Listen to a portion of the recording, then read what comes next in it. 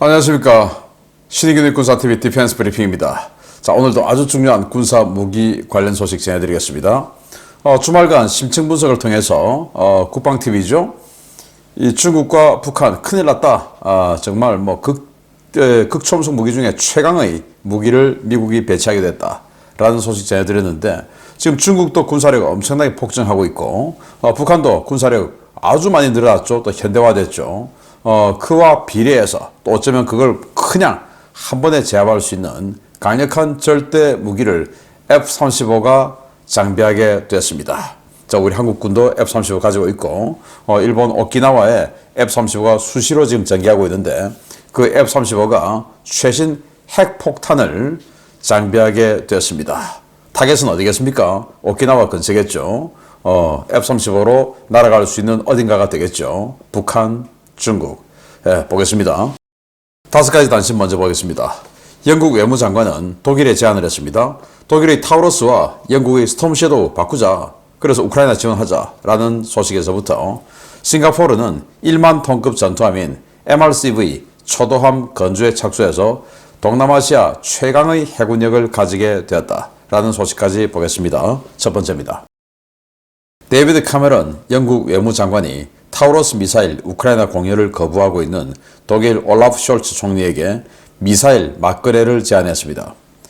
독일이 타우러스 미사일을 영국에 주면 영국이 동수만큼의 스톰 섀도우 미사일을 우크라이나에 추가 제공하겠다는 제안인데, 과연 독일이 받아들일지 주목됩니다.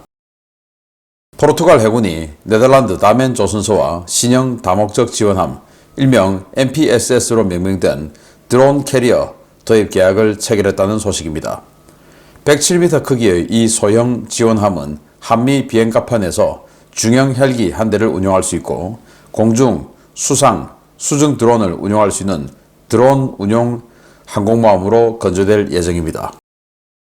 러시아가 이란제 모하제르6 다목적 드론을 도입해 크림반도에 실전 배치한 사실이 확인되었습니다.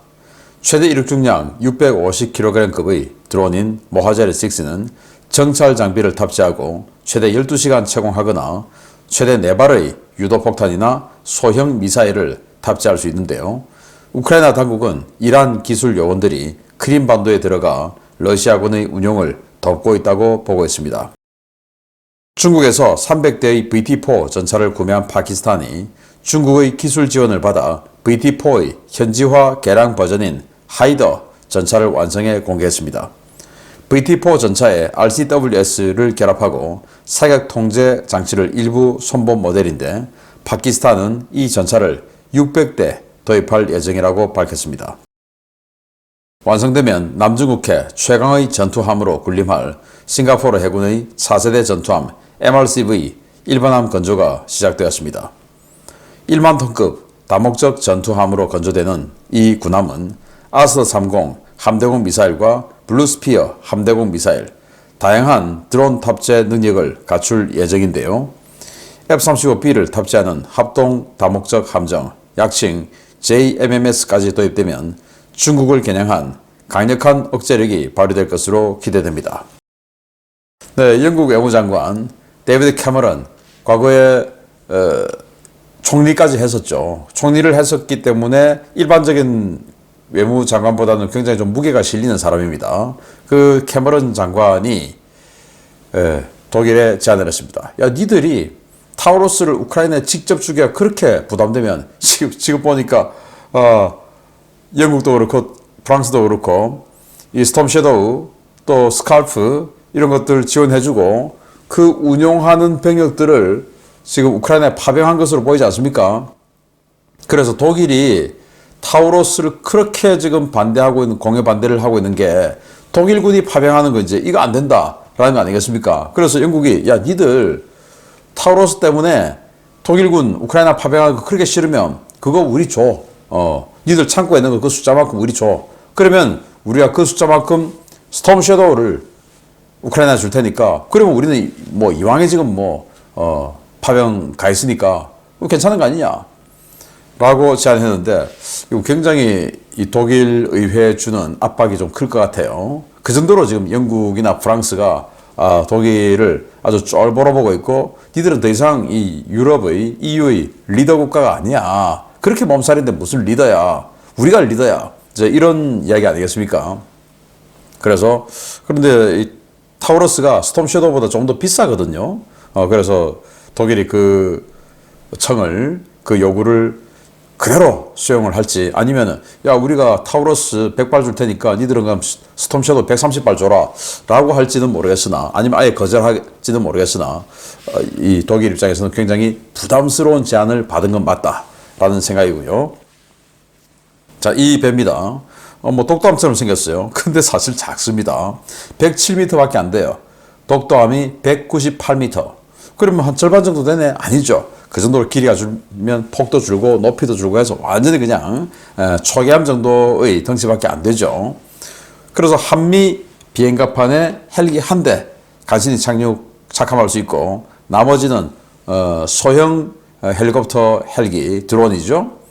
그런 거. 그리고 이 뒤를 통해서 USB 무인 수상 드론 또는 UUV 무인 수중 드론 이런 거 이제 들락날락 할 수 있는 이런 드론 모함을 만든다. 포르투갈이 과거에 대항해 시대를 열어젖히면서 스페인과 함께 완전히 그냥 세계 패권 국가가 됐었죠. 그러면서 이 마카오까지 포르투갈이 조사했을 정도로 굉장히 중세 근대로 들어오면서 영향 있는 국가였는데 지금은 완전히 그냥 내려앉아 있는 국가가 아닌가라고 생각되는데 그럼에도 이렇게 해군력을 나름 현대화하기 위해서 이렇게 좀 값싸지만 뭔가 요즘 드론 시대니까 드론을 자유롭게 운영할 수 있는 이런 모함으로 해서 해군력 현대화의 방향을 잡은 거 아닌가라고 생각이 되네요. 자, 이 이란이 만들었어요. 이란은 이걸 한 200대 이상 보유를 하고 있는데 이게 이라크에 있는 미군 기지를 지속적으로 타격했던 바로 그 드론입니다. 모하제르 6. 정찰 장비를 탑재하면 12시간 정도 채공할 수 있고 그래서 정찰할 수 있고 여기다가 무장 탑재해서 한 4발 정도 미사일 쏠 수 있고 이제 이런 거예요. 이걸 크림반도 사키 기지에 1월부터 배치했다는 거예요. 그러면 지금 한 2달 됐죠. 그런데 아직도 전선에 딱히 나타났다는 보고가 없는 것으로 봐서 이 이란의 교육 요원들이 와서 지금 이 러시아 요원들을 교육시키고 있는 단계가 아닌가라고 생각되고 곧이어 뭐 이게 이제 전선에 등장하지 않을까. 우크라이나로 치면 바이락타르 TB2 드론하고 뭐 뭔가 좀 대척점에 있는 이런 드론이 아닌가라고 생각되는데 조금 우려스럽습니다. 자, 파키스탄이 중국의 96식 전차를 수출형으로 개조한 VT4 다운그레이드 한 거죠. 그걸 300대 샀어요. 사고는 우크라이나로부터 또 전차 도입하려고 했는데 우크라이나 전쟁 때문에 그 전차 도입 물건 나가 버렸죠. 그래서 안 되겠다. 이거 그냥 그대로 쓰자 해서 이 VT4 전차에다가 이렇게 RCWS 그러니까 리모트 컨트롤 웨폰 시스템 해서 차체 안에서 기관총을 쏠 수 있는 이 그 추가 장비하고 해서 600대를 현지 생산한다는 겁니다. 근데 이건 라이센스 생산이 아니에요. 그냥 부품만 가지고 와서 현지 조립 생산. 마치 과거에 1980년대 우리 한국의 제공업처럼 그거 다 부품만 가지고 와서 그냥 대한항공에서 조립 생산하는 거죠. 뭐 그런 스타일인데 자, 파키스탄은 이렇게 96식 전차의 다운그레이드형을 900대나 가지게 됐네요. 파키스탄 전차 전력에 애도를 표합니다. 자, 싱가포르가 이렇게 1만 톤급의 전투함 MRCV 1만 톤이면 우리 정조대왕 뭐 이 정도 되는 엄청난 덩치의 군함이 되겠죠. 여기에 아스터 30 방공미사일 그리고 블루스피어 이스라엘제 이 함대 함미사일 등등 해서 아주 다목적 전투함으로 되는데 이걸 6척을 건조하는데 놀랍게도 이거가 대체할 군함은 600톤짜리 빅토리급이라고 하는 소형 초계함입니다. 600톤짜리 소형 초계함 6척을 10,000톤짜리 멀티롤 구축함으로 대체를 해요. 어떻게 됩니까? 해군력이 그냥 급상승하게 되는 거죠. 거기다가 기존에 6척 있는 포미더블 그 호위함을 또 아주 뭐 최신 사양으로 업그레이드를 해서 방공함으로 계속 쓰겠다는 거예요. 그러면 이 10,000톤짜리 6척 그리고 포미더블 6척 해서 강력한 전투함 전력을 갖추고 거기다가 만 톤 정도 되는 이 F-35B 탑재할 수 있는 그런 다목적 수송함 4척을 또 건조하지 않습니까? 거의 뭐 항모에 준하는 뭐 그런 전투함인데 그렇게 해서 동남아시아에서 또 말라카 해협을 완전히 통제하는 그런 강력한 해군력을 싱가포르가 가지게 되었다라는 소식. 자, 중요한 소식 들어갑니다. 북한 김정은이 들으면 크게 긴장할 만한 소식입니다. 미 공군이 F-35A 전투기에 B-61-12 신형 전술 핵폭탄 작전 능력 인증을 발급하고 일선 부대에 이 핵폭탄 실전 배치를 시작했다는 소식입니다. F-16에 이어 F-35까지 본격적인 B-61-12 운용을 시작하면서 한미연합 작계 변화도 기대됩니다. 미 공군이 당초 일정보다 3개월 일찍 F-35A 전투기의 신형 전술핵 폭탄 작전 능력 인증을 발급했으며 이에 따라 일선 F-35A 부대에 B-61-12 핵폭탄 배치가 시작됐다고 미 국방부 F-35 프로그램 사무국이 밝혔습니다.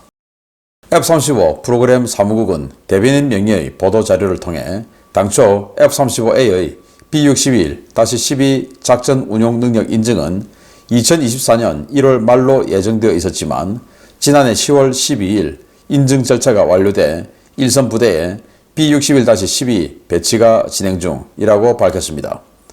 당초 F-35A는 B-61-12 핵폭탄 운용을 위해 블락4 업그레이드가 필요하다는 관측이 제기된 바 있었는데요. F-35 프로그램 사무국은 기존 F-35A 블락3F 사양의 기체도 별도의 개량 없이 소프트웨어 추가만으로 B-61-12 핵폭탄을 운용할 수 있다고 밝혔습니다.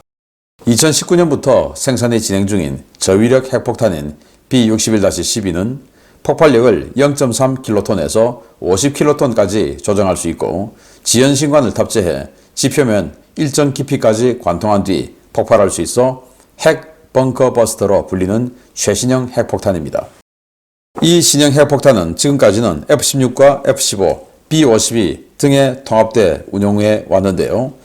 F-35A 통합 및 작전 능력 인증이 완료됨에 따라 이제 서태평양 지역에 전진 배치되는 F-35A도 이 신형 핵 벙커버스터 운용 능력을 갖게 되었습니다.